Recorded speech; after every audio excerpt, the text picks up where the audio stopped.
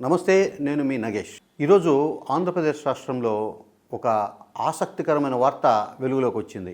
అదేంటంటే మార్గదర్శి చిట్ ఫండ్స్కు సంబంధించిన 1,050 కోట్ల రూపాయల ఆస్తుల్ని చంద్రబాబు నాయుడు ఈనాడుకు రిటర్న్ గిఫ్ట్గా ఇచ్చాడు అనేది. ఈ రిటర్న్ గిఫ్ట్ క్విడ్ ప్రోకో ఏంటంటే చంద్రబాబు నాయుడుకు ఈనాడుకు ఉండే సంబంధం ఏందనేది ప్రత్యేకంగా ఎవరికి చెప్పాల్సిన అవసరం లేదు.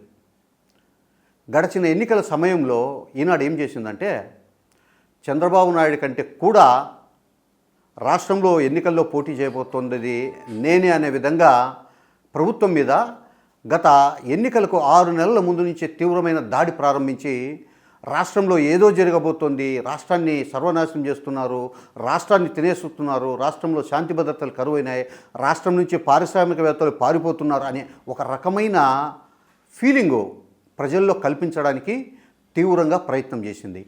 ఆ 6 నెలల పాటు ఈనాడు ఫ్రంట్ పేజ్ నుంచి బ్యాక్ పేజ్ వరకు ఏ పేజీ తిరిగేసినా కూడా జగన్మోహన్ రెడ్డి మీద వ్యక్తిగతంగానో లేకుంటే ప్రభుత్వ పాలసీలను తీవ్రంగా ఎండగడుతూనో దాంట్లో ఉండే మంచిని కూడా లోపాలుగా ఎత్తి చూపుతూనో 6 నెలల పాటు ఈనాడు ఒక రకమైన యుద్ధం చేసింది.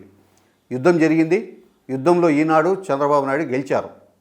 ఆ తర్వాత ఈనాడు ఇంత యుద్ధం చేసినందుకు చంద్రబాబు నాయుడు తన కృతజ్ఞత చూపుకోవాలి కదా.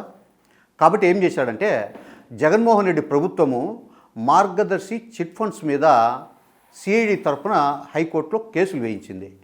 ఈ కేసుల సారాంశం ఏమంటే వీళ్ళు డిపాజిటర్ల దగ్గర నుంచి సేకరించిన డబ్బులు నిబంధనలకు విరుద్ధంగా ఇతర మార్గాలకు తరలిస్తున్నారనేది ఆరోపణ. ఈ ఆరోపణకు సంబంధించి సిఐడి బృందాలు దాదాపు ఒక 1 ఇయర్ పాటు తీవ్రంగా పరిశోధన చేసి కసరత్తు చేసి తగిన ఆధారాలు సేకరించి వాళ్ళ అకౌంట్లను వాళ్ళ ఆస్తులను ఫ్రీజ్ చేయడానికి ఒక నిర్ణయం తీసుకున్నారు.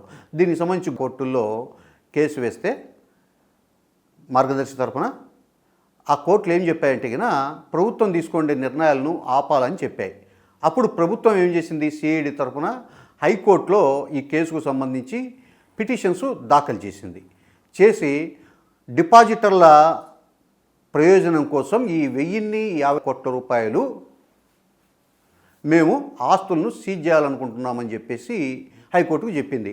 ఈలోపు ఎన్నికలు రావడం, ప్రభుత్వ మార్పులు జరగడము, ప్రజలు కూడా ఈ అంశం నుంచి దృష్టి మరల్చిపోవడంతో నిన్న ఏం చేసిందంటే ప్రభుత్వం సిఐడికి ఒక మౌఖిక ఆదేశాలు ఇచ్చి మార్గదర్శి మీద తాము ఏదైతే హైకోర్టులో దాఖలు చేశామో ఆ కేసులన్నీ కూడా మేము ఉపసంహరించుకుంటున్నామని సిఐడి తరఫున హైకోర్టుకు నివేదించారు. హైకోర్టు ఏం చెప్పింది, మీరే కేసులు ఉపసంహరించుకున్నప్పుడు ఇంకా కేసు ఎందుకని చెప్పి కేసును మూసేస్తున్నట్లు చెప్పింది. దీని ద్వారా పరోక్షంగా ఏం జరిగిందంటే ఇదే జాగ్రత్తగా మనం అర్థం చేసుకోవాల్సింది.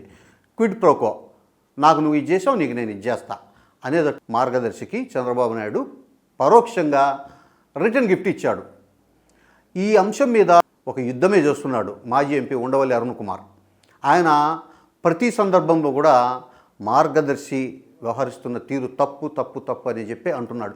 ఈ మధ్య కూడా రాష్ట్రంలో కొత్త ప్రభుత్వం ఏర్పడ్డాక ఆంధ్రప్రదేశ్ ముఖ్యమంత్రి, తెలంగాణ ముఖ్యమంత్రి కూడా ఈ కేసుకు సంబంధించిన విషయంలో జోక్యం చేసుకోవాలా, వారి స్పందన తెలియజేయాలని ఉండవల్లి అరుణ్ కుమార్ డిమాండ్ చేశాడు.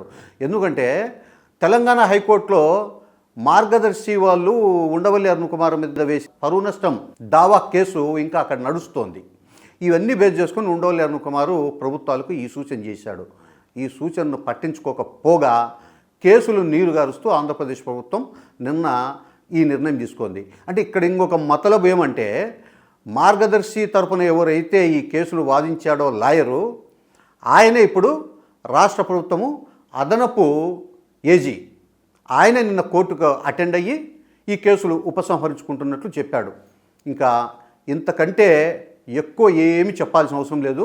తెర వెనుక ఏం జరుగుతుందనేది అందరూ ఇట్టే అర్థం చేసుకోవచ్చు.